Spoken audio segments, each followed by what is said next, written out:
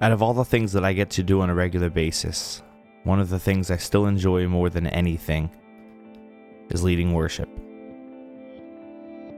I don't do it full time anymore, but I still miss it like crazy, so I always get excited every time I get the opportunity to lead. It starts weeks before a Thursday night rehearsal, where you're thinking about the songs to play, you're praying about what to say, what it is that you need to talk to your team about, what transitions need to look like, all the details. Then you rehearse and you rehearse and you rehearse and you rehearse. Sunday morning, I've always woken up early, like 4:15, 4:30 in the morning early. And for the 4 years I was full-time, I did this every single Sunday. And I always started at Starbucks. Not just because I liked the coffee, but because it was a place for me to just always clear my mind and prepare for what it was I was about to do. You see, I wasn't about to just play some music and play some songs. I was about to lead the church, and that's a big responsibility.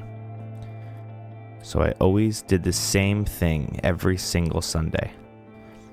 Then I packed up my stuff, got a refill like I always do, and headed to the church right around 6:30.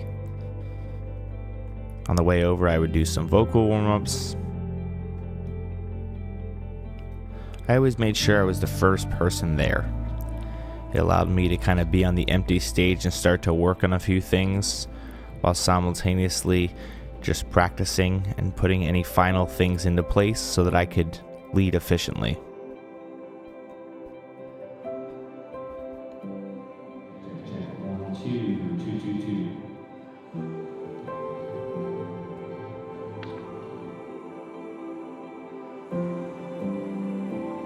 Okay, so we just wrapped up rehearsal. On a Sunday morning, before we actually start the service, we do an entire top to bottom run through, meaning it's not just running through each song and just double checking that everything's good. We run through it exactly as it's happening. So every single transition, every single welcome, every single thing that will happen in between songs, off stage, on stage type of stuff. It's really important that we actually practice exactly what we're doing. So that's what we just got done doing. And then we come into the kitchen here, which is kind of essentially the green room, because we don't really have a green room per se, but we'll come in here, we'll pray, we'll just discuss what exactly is going to happen every transition, then we'll do our thing.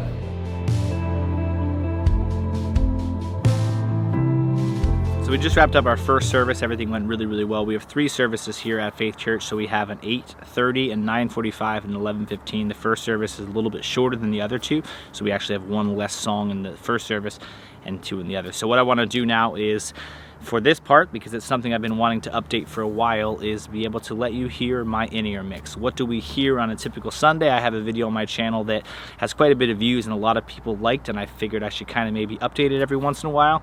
So I'm going to take you inside and let you hear my actual mix. What you'll notice a lot in my monitor mix, which I think is very important for people to learn, is the best way to have a great monitor mix is to be able to have some space in your mix. So you'll hear a lot of people panned all over the place. Guitar players are panned right and left and in different spots, kind of where they are on the stage. It helps there to be some separation. One of the most common things I see when people don't like their in-ear mix is when I dial into it and I listen to what they're actually doing in their mix. A lot of times they tend to do one of 2 things. They either put themselves really, really loud and everything else quiet, or they naturally just have everything kind of in the center with no sort of stereo image. And then what happens is everything just feels cramped, and so you don't actually hear anything. So usually what happens is they then turn everything else down and turn themselves up. So I found that it's really important to space things out in your mix. And the same reason that if you were standing on the stage, on the middle of the stage, and everyone was naturally playing, you're gonna hear a little bit more guitar there if the guitar player's there, a little bit more drums there if you're the drummer. So here's a listen to my mix. Feel free to let me know what you think of it. Obviously, everything's a preference, so there may be things you don't like that I like and vice versa, but that's just part of it. Monitor mixing is a very personal thing, so there's no like right or wrong answer, but hopefully this will help you build a little bit of a better mix for yourself. And then stay tuned to the end of this video for some closing thoughts. Good morning, Faith Church. Would you stand with us? All in 2, 3, 4.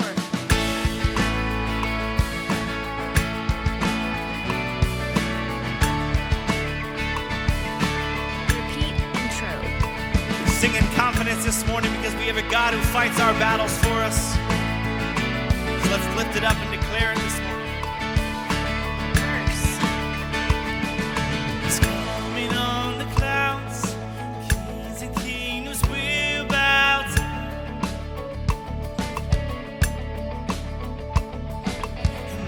chain will break as broken hearts declare His praise. For who can stop the Lord Almighty?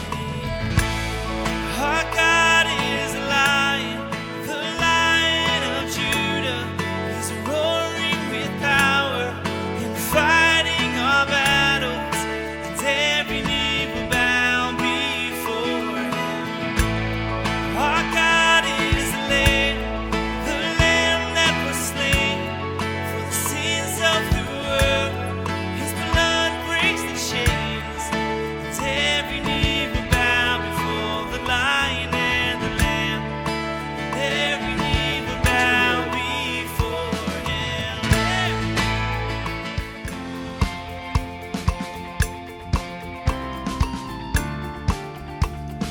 Verse.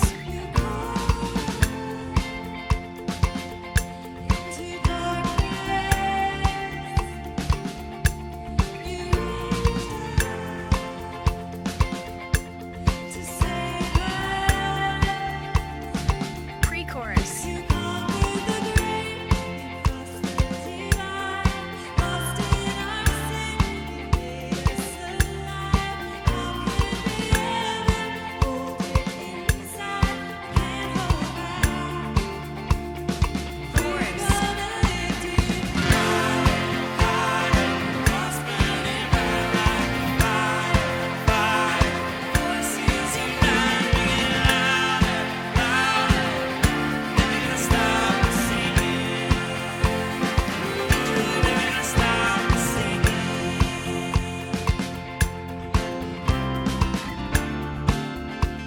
So we want to teach you a new song this morning called Hope Has a Name.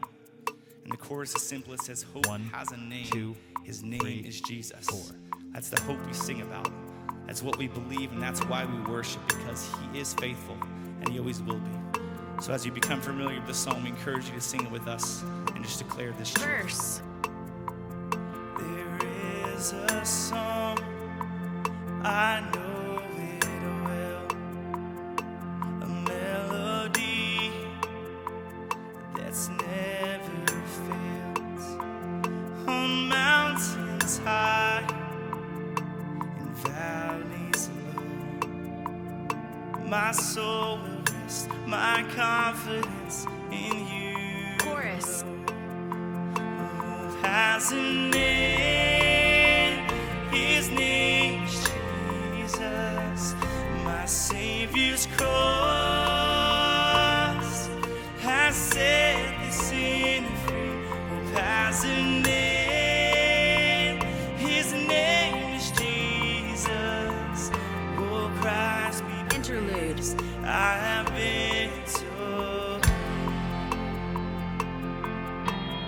Verse. There is a light, salvation's flame, Christ undefeated, trampled the grave. See now the cross, He lifted high. The light has come, the light has won. Behold, Chorus. rise. Come on. Hope has a name, His name is Jesus. My Savior's cross has set the sinners free. Hope has a name, His name is Jesus. Oh, Christ be praised. I have victory. Hope has a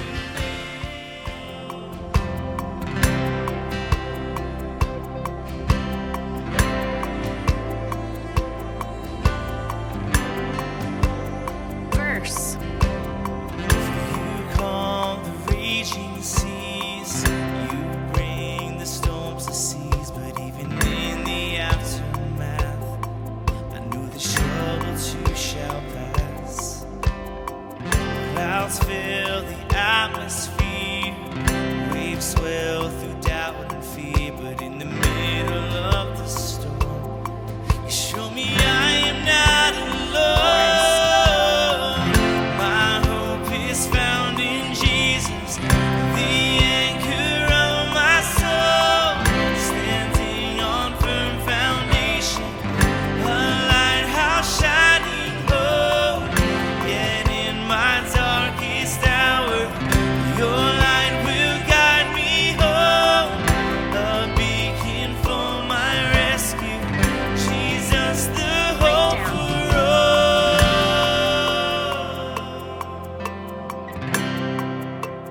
So hopefully that was enjoyable for you, but here's what I want you to know, that most importantly above all else, the way that I have always led a team and the way that I always continue to lead a team is to lead by example. So I get up really early in the morning, I go and have coffee, not because I just need Starbucks, because I want to focus myself, I want to prepare for what I'm going to say, what I'm going to talk to the team about. I want to be prepared. I can't expect as a worship leader or a leader at all to just go into a situation not prepared, not rehearsed, not thinking about what's going to happen, and then just expect things to happen well, or expect my team to be really prepared when I am never prepared.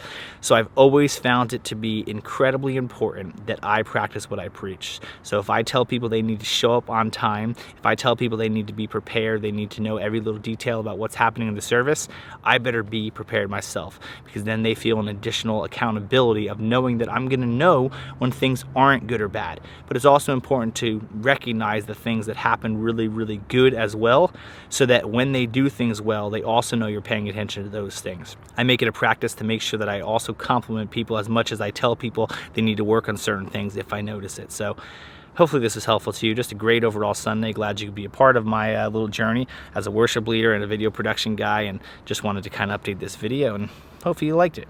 Leave some comments below. Would love to know what you think. Have a great day.